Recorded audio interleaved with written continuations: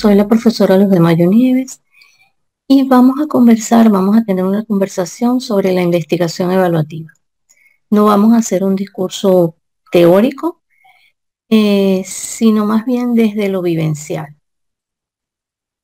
Para ello, vamos a comenzar por compartir algunas láminas que yo les preparé. Vamos a ir leyéndolas, vamos a ir conversando y espero que podamos en algún momento discutir y tener un encuentro en vivo donde pueda tener el feedback y las reflexiones de ustedes que seguramente serán muy valiosas.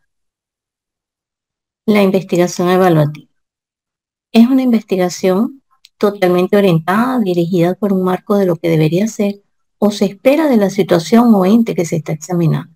Esta es una cita clásica de la profesora Mercedes Campero. Coloqué acá dos citas, como para sustentarnos en ello, porque, mm, digamos, no hace falta más claridad y más precisión que estas dos citas. La otra es de Carol Weiss y nos dice que la evaluación compara lo que es con lo que debería ser. Este elemento de juicio por comparación con criterios es fundamental para la evaluación y la distingue de otras clases de investigación. Sustentándonos en estas dos citas, entonces vamos a conversar ahora un poco más sobre qué es, qué significa y cuáles serían sus componentes. Tenemos que la investigación evaluativa posee una finalidad valorativa. Esto sin importar cualquiera que sea su objeto de estudio. Siempre su propósito es valorativo. Su propósito es emitir un juicio de valor. Implica entonces un proceso riguroso y sistemático de recogida y análisis de información. Esta información tiene que ser válida y fiable. ¿Por qué? Porque allí se van a basar los juicios de valor que se van a emitir. Estos juicios de valor van a orientar las decisiones a tomar para mejorar el objeto de estudio que se está evaluando. Se puede decir de alguna manera entonces que estas decisiones están conceptualizadas. Esto es importante porque vamos a ver más adelante que otra de las diferencias o de lo que diferencia la investigación evaluativa de otros tipos de evaluaciones es que no se generalizan sus resultados. La investigación evaluativa aborda el análisis de todo tipo de información, tanto cualitativa como cuantitativa, y lo hace desde diversas perspectivas. Se apoya en metodologías de investigación diversas, múltiples. Esa es una cita de Escudero. No excluye la diversidad de enfoques metodológicos. Por ello se vale de esta diversidad para definir las técnicas de recogida de análisis de la información. Fíjense que decimos, no excluye la diversidad de enfoques metodológicos. No decimos incluye la diversidad de enfoques metodológicos. Es decir, lo que vamos a utilizar en nuestro estudio evaluativo viene dado por la naturaleza de nuestro objeto de estudio, por las necesidades que se nos presentan según sea nuestro objeto de estudio. De allí que no va a haber eh, dicotomía entre si mi estudio va a ser cuantitativo o cualitativo, tengo que utilizar esta técnica o este instrumento. No, vamos a utilizar lo que vamos a necesitar, lo que nuestro objeto de estudio necesite para que podamos hacer el estudio evaluativo. A diferencia de otras investigaciones, eso era lo que les comentaba anteriormente, los estudios evaluativos no generalizan sus resultados, porque esa orientación que viene dada por el referente evaluativo, ese modelo ideal establecido responde a las necesidades propias del problema que se está evaluando, de la situación, el problema, el ente que se está evaluando. Se puede decir que es un traje a la medida para ese problema de estudio. Entonces, por eso es que no se generalizan los resultados. Eso no quiere decir que los estudios evaluativos no nos dan aportes a otras investigaciones. Claro que sí. De hecho, también se considera que la investigación evaluativa es transdisciplinaria porque apoya a otras disciplinas y trabaja con contenidos propios de la investigación evaluativa y con contenidos propios de otras disciplinas que forman parte de sus objetos de estudio. Este gráfico no es de autoría propia, no lo hice yo, es propio de la profesora Mercedes Campero. A lo mejor ya ustedes lo han visto, pero nos ejemplifica de manera muy sencilla y clara, precisa, las diferencias entre la evaluación y la investigación, o entre la investigación evaluativa y la investigación, otros tipos de investigación. Tenemos entonces, por un lado, la evaluación, por otro lado, la investigación. Los propósitos. Los propósitos están diferenciados aquí. Adquirir conocimientos en la investigación, otros tipos de investigación. Adquirir conocimientos, indagar sobre diversas situaciones. En la evaluación, en la investigación evaluativa, los propósitos siempre van a ser de mejora del objeto evaluado y la finalidad es valorativa. Los resultados. Los resultados de la evaluación, como les dijimos, no son generalizables, son propios para el objeto de estudio que se ha evaluado.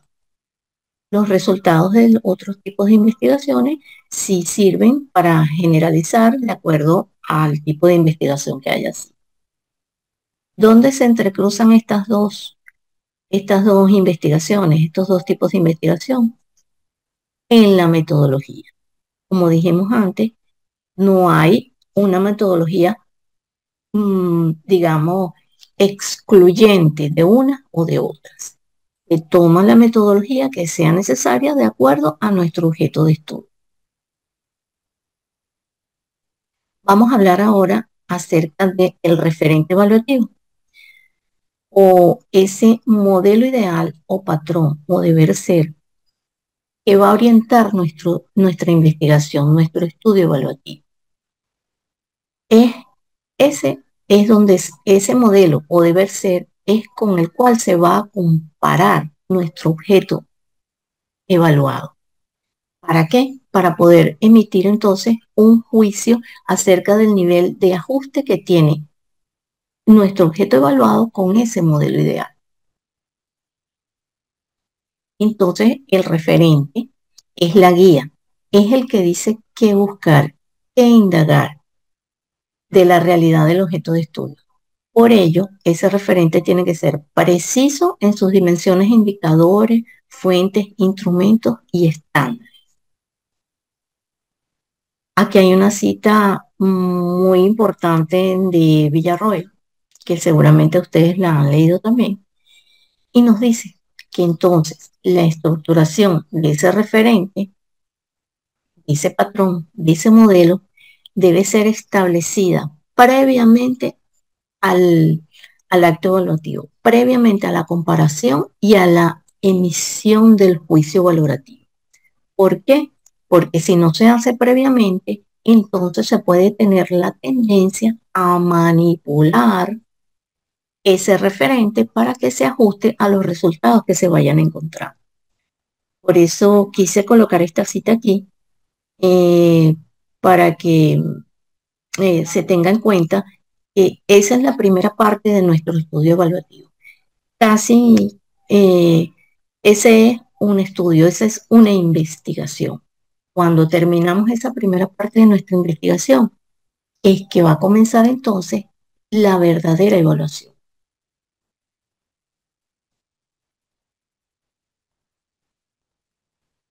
Vamos a conversar un poco entonces acerca del referente evaluativo. No me gusta decir que consta de dos componentes o dos dimensiones. Yo diría que consta de dos fases. La primera fase, digamos que es la base de comparación o los criterios de comparación, y la segunda fase son los estándares. Las bases de comparación, ¿qué son? No es otra cosa que los indicadores con los cuales vamos a comparar lo que se está evaluando. ¿Qué son los estándares? Es un modelo que permite emitir el juicio valorativo. No basta con comparar, hay que emitir un juicio de valor. Si no, no hay evaluación. Como nos decía en la cita Villarroel, tanto las bases de comparación como los estándares se establecen, se fijan antes de realizar la comparación. Las bases de comparación, los estándares. ¿Cómo, cómo deben ser esos indicadores? Eso nos lo va a dar la práctica, pero de entrada lo principal a decir es lo siguiente. Los indicadores deben tener validez y factibilidad. Eso es lo más importante. ¿En dónde radica la validez? Bueno, que ese indicador tiene que representar la variable, la dimensión, tiene que ser representativo de esa variable o de esa dimensión. Es decir, que tiene que tener correspondencia lógica. ¿Qué es la factibilidad? Bueno, que realmente se pueda obtener la información que ese indicador nos la va a dar. El indicador puede ser muy válido, muy pertinente, pero si realmente es imposible aprender esa información, aprender con esa información que nos va a dar el indicador, no debemos utilizarlo, aunque sea el indicador que nos parezca más propio de todo. No debemos utilizarlo porque no es factible. En cuanto a los estándares, como dijimos, es un modelo que nos va a decir cuán lejos o cuán cerca está el objeto evaluado o el objeto, el ente, lo que estemos evaluando, cuán cerca o cuán lejos está de ese modelo ideal. Los estándares los vamos a establecer, luego los vamos a validar, vamos a hablar de eso más adelante, pero pudiéramos decir que el estándar debe mantener un equilibrio en cuanto a la exigencia y comprensión de la realidad evaluada. ¿Eso qué sería? Bueno, sería que no debe ser ni tan exigente que no se alcance, ni tan flexible que no permita exponer las deficiencias para poderlas mejorar.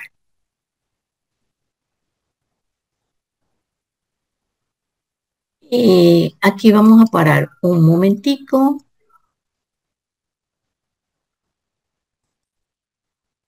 Vamos a parar un momento para luego presentarles un modelito, una tabla de un estudio evaluativo que yo realicé para que vean un poco cómo la práctica y las necesidades propias de nuestro objeto de evaluación nos va pidiendo y nos va solicitando la adecuación a esa realidad. Entonces tenemos la investigación evaluativa, es una investigación orientada por el referente evaluativo. ¿Qué es el referente evaluativo? El modelo, lo que debe ser, lo ideal. Eso, lo que vamos a hacer en un estudio evaluativo es tomar nuestro objeto de estudio, compararlo con un modelo ideal y emitir un juicio de valor que nos diga qué tan lejos o qué tan cerca está nuestro objeto de estudio de llegar a esos ideales que todo el mundo quiere. Corresponde al evaluador investigar, eh, lograr establecer unas bases de comparación y unos estándares que le den credibilidad a su trabajo de evaluación y por lo tanto que sustenten los resultados que luego nos van a presentar. Les voy a presentar ahora esa tabla, aunque habría que hacer una introducción sobre qué tipo de trabajo fue y otras cosas, pero un poco para que vean cómo eh, es trabajo del evaluador y de cada estudio evaluativo construir o reconstruir el referente evaluativo que contenga las dos fases, los criterios o bases de comparación y los estándares.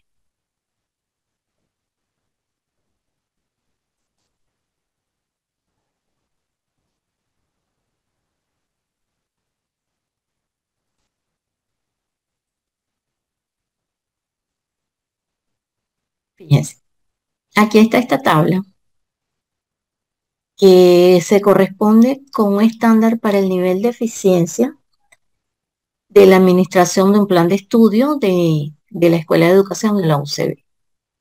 En este caso, fíjense que para el estándar de eficiencia se colocó una escala valorativa que va desde muy baja hasta muy alta.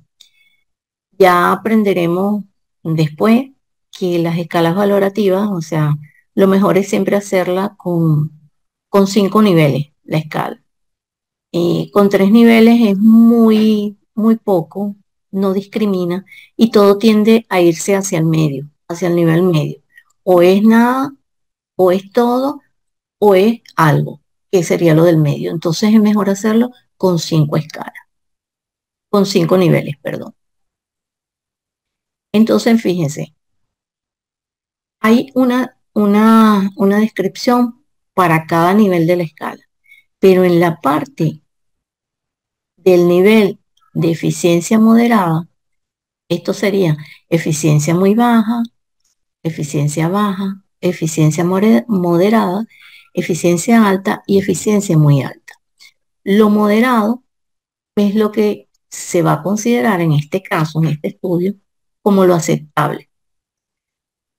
Lo que mm, de allí para abajo no debería ser y tiene que tomarse decisiones prontamente, urgentemente, para que la eficiencia mejore. Y de ahí para arriba, sería el deber ser siempre ir mejorando y alcanzando otros niveles de eficiencia. En este caso, por ejemplo, las dimensiones se correspondían eran 3 dimensiones. La regularidad en la apertura de las asignaturas en todos los periodos lectivos, el apoyo institucional para garantizar el desarrollo del plan de estudio y el apoyo institucional para la asistencia al estudiante en su prosecución por el plan de estudio.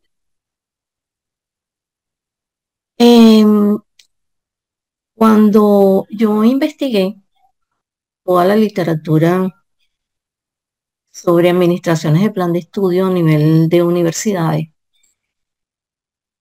esa apertura regular de las asignaturas en todos los periodos lectivos no aparecía por ningún lado. Sin embargo, en mi vivencia como estudiante primero y como profesora luego de la Escuela de Educación de la UCB, yo sabía que el no abrir las asignaturas en cada periodo lectivo contribuía en gran medida a bajar los niveles de eficacia y por tanto de eficiencia en la prosecución de los estudiantes por sus estudios universitarios. Eso tiene implicaciones no solamente en tiempo de escolaridad, que no se gradúan a tiempo, que si la carrera es de 10 semestres, en el caso de que sea semestral, tardan 15 semestres, 16 semestres, 13 semestres. Si la carrera es anual, es probable que tarden 7, 8 años. Y entonces, no solo eso, sino que además, por ejemplo, en la cátedra donde yo me desempeño, que es la cátedra de historia de la pedagogía, historia de las teorías pedagógicas, hay un continuo entre las asignaturas historia de las teorías pedagógicas 1, historia de las teorías pedagógicas 2, historia de las teorías pedagógicas 3. Hay un continuo. Si el estudiante cursa la asignatura número 1 y pasa 2 periodos lectivos semestrales que no se abre la asignatura número 2, cuando se abre por fin la asignatura número 2 que la va a cursar, los conocimientos aprendidos y que deberían hacer vinculación con esa asignatura número 2 que va a comenzar a cursar, ya han perdido frescura, por decirlo de alguna manera, para poderlos vincular de la mejor manera posible y entonces comprender esta nueva asignatura que es Historia de las Teorías Pedagógicas. Es decir, desde el punto de vista administrativo, en lo cuantitativo, en el tiempo de escolaridad, tiene una repercusión, pero también la tiene pedagógicamente, en el conocimiento, en los aprendizajes. Por eso, para mi estudio, era muy importante incluir ese indicador. Ese indicador no aparecía en ninguna literatura. ¿Por qué? Porque seguramente en otras realidades latinoamericanas, europeas, norteamericanas, es irrelevante pensar en eso, puesto que siempre se abren las asignaturas en todos los periodos lectivos.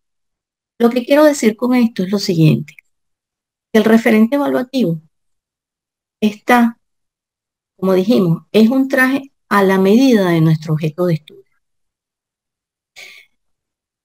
Si, si esa carencia es evidente, aunque no aparezca sustentado en ninguna literatura que hayamos revisado, necesitamos colocar ese indicador, porque ese indicador nos va a decir, mira aquí, busca aquí, indaga aquí y vas a encontrar algo que te va a decir que falta, que hay una carencia, que hay una deficiencia y que entonces en lo que lo expongas en tus resultados, con el rigor metodológico debido y convenido, se va, eso va a apoyar las decisiones para que esa realidad pueda cambiar.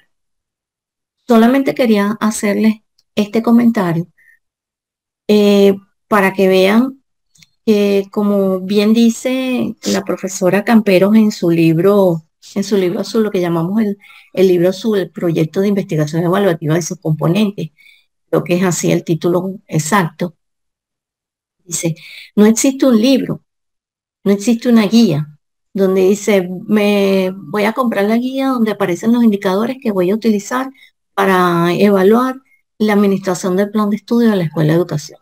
O no existe una guía donde voy a utilizar, donde aparezcan los indicadores a utilizar para evaluar el programa de alfabetización de adultos que se está utilizando en San Felipe, en el estado de Yaracuy. No, no existe una guía, existe una realidad y nosotros indagando esa realidad, y eso sí, sustentándonos en otras realidades parecidas, similares, con aspectos a lo mejor más, más complejos o menos complejos, pero que nos dan algunas luces, vamos a hacer un conjunto, un compendio de eso y vamos a delimitar entonces eh, la estructuración de nuestro referente evaluativo. Entonces, digamos que la realidad juega mucho en esto de la investigación evaluativa. Y por eso es que lo ideal, la situación ideal, es que el evaluador conozca la situación a evaluar.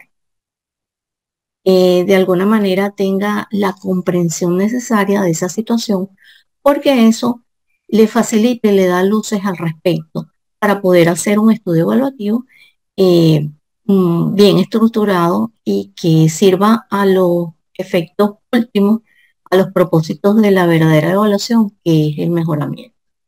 Como decimos siempre, ya casi como un mantra, si no es para mejorar, no hay evaluación.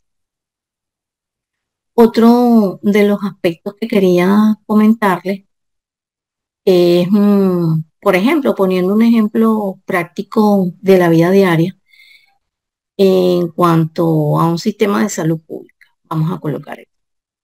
Pongamos, vamos a quitar esta lámina para seguir conversando. Pongamos que se quieren evaluar la pertinencia de los aprendizajes en la escuela de medicina general, en los primeros años o algo así. La pertinencia de los aprendizajes. Nosotros, como evaluadores, podemos estudiar, indagar, investigar sobre realidades en Latinoamérica, eh, en escuelas de medicina, en estudios de salud de otras latitudes. Y podemos tener seguramente un conjunto de información que nos va a servir para estructurar nuestro referente evaluativo. Pero si conocemos nuestra realidad, y estoy hablando de Venezuela, por ejemplo, la pertinencia de los aprendizajes de un médico general que no contemple, por ejemplo, el conocimiento, reconocimiento del dengue, de la enfermedad del dengue, eh, está incompleto. Y el dengue es algo propio de nuestras latitudes. Les pongo este ejemplo porque para que vean cómo los indicadores, nuestras bases de comparación, tienen que estar sustentados en nuestra realidad. También en la investigación que hagamos, pero sobre todo sustentados en nuestra realidad. ¿Para qué? Porque si queremos mejorar, tenemos que conocernos a fondo y conocer nuestras necesidades. Y en función de eso, entonces hacer nuestro estudio evaluativo. Bueno, vamos a seguir entonces compartiendo estas láminas.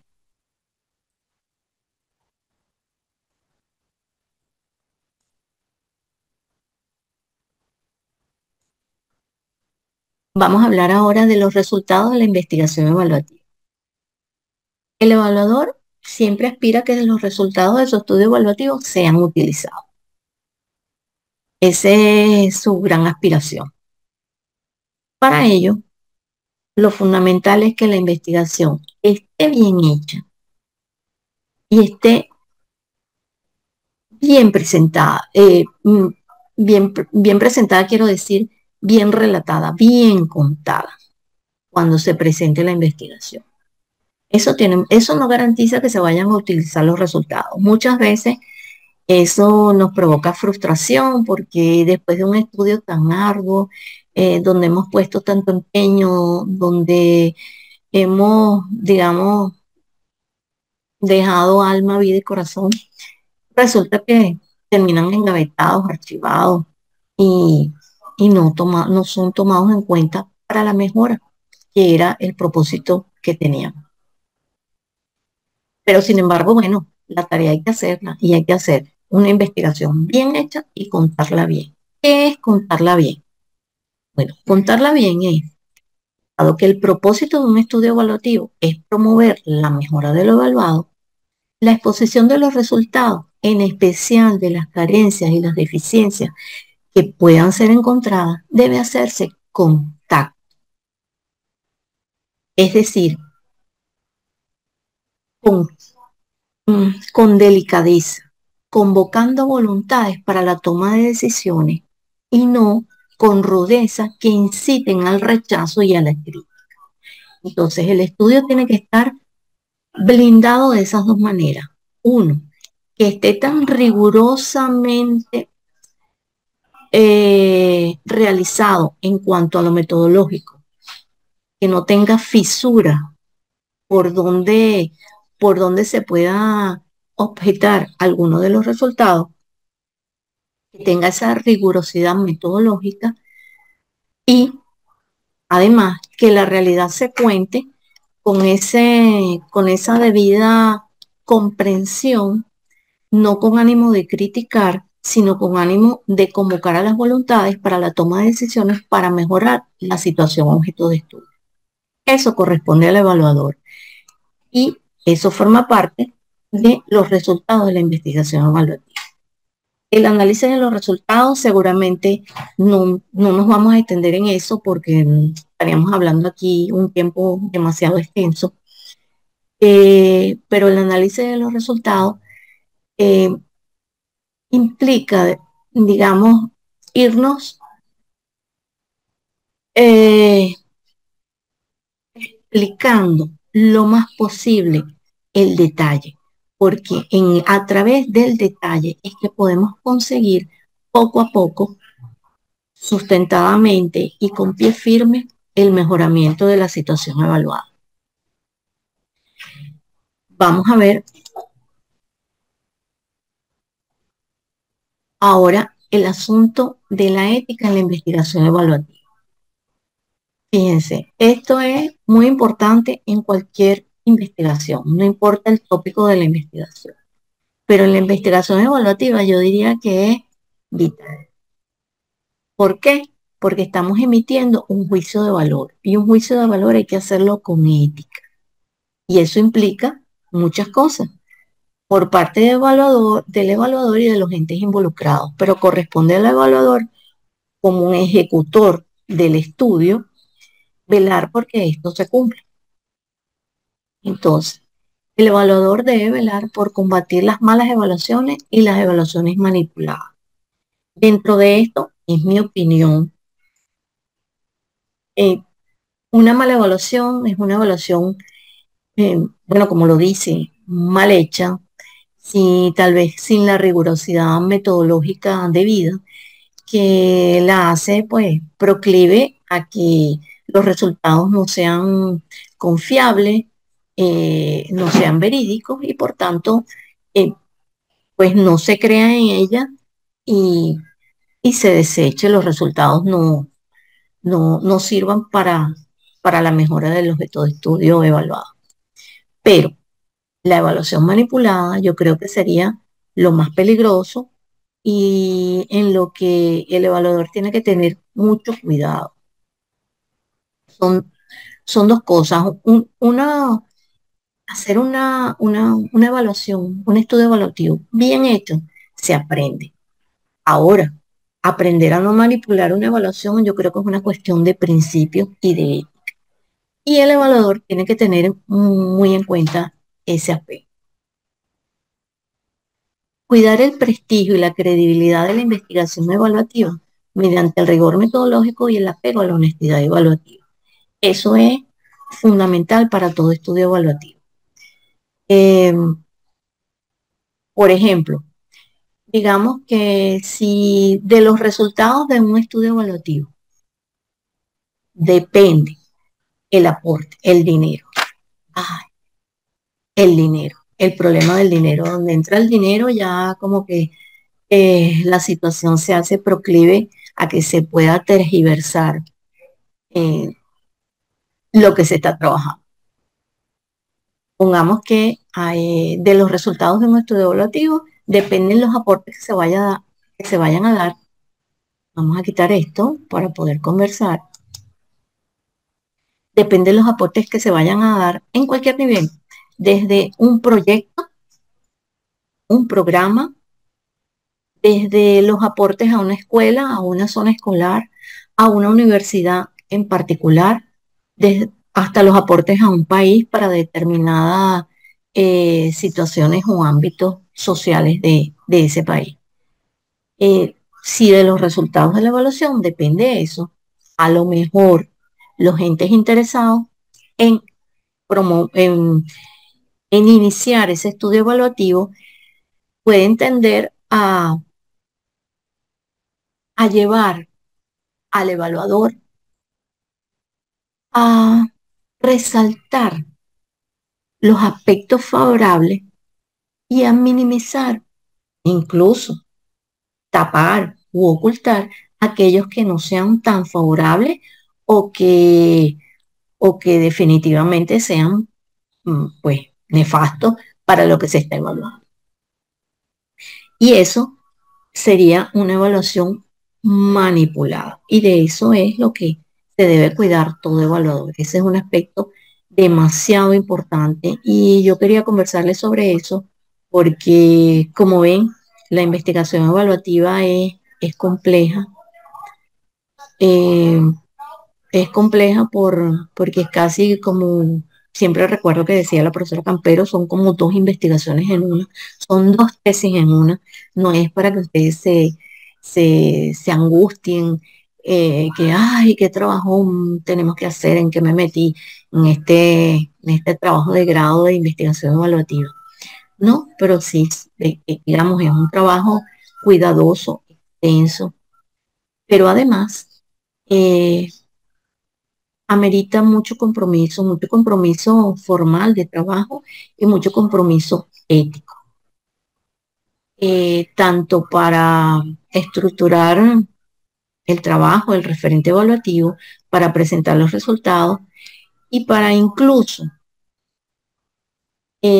contenernos en nuestro ímpetu de decir algo que sabemos eh, a ciencia cierta, que conocemos esa realidad, pero que tal vez no conseguimos el indicador apropiado que nos permitiera aprender esa información y no lo pudimos utilizar y entonces el estudio nos quedó con ese aspecto faltante, pero que nosotros sabemos que esa realidad está ahí y que no la pudimos evidenciar porque metodológicamente no tenemos el rigor de cómo evidenciarla. Tal vez debamos contenernos en cuanto a parcializarnos y hacer una crítica que no sea constructiva respecto a cualquier cosa que pudiéramos encontrar en ese sentido. Entonces, digamos que amerita madurez, mm, comprensión y sobre todo mucho cariño por la investigación evaluativa. Y bueno, muchas gracias por su atención.